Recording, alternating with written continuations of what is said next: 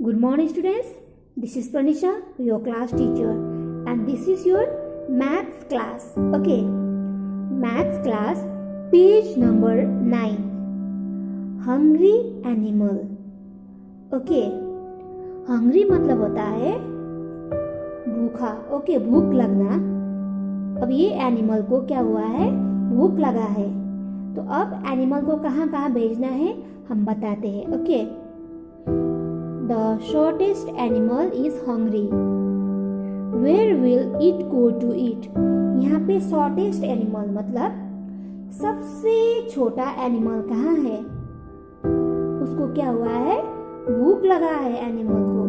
तो ऑब्वियसली वो कहाँ पे जाएगा, जहाँ पे ग्रास है वहीं पे जाएगा ना.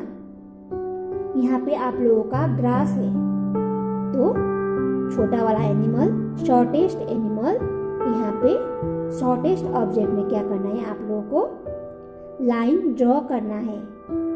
अंडरस्टूड. आपको हम पहले ही पढ़ा चुके हैं, long longer longest, short shorter shortest.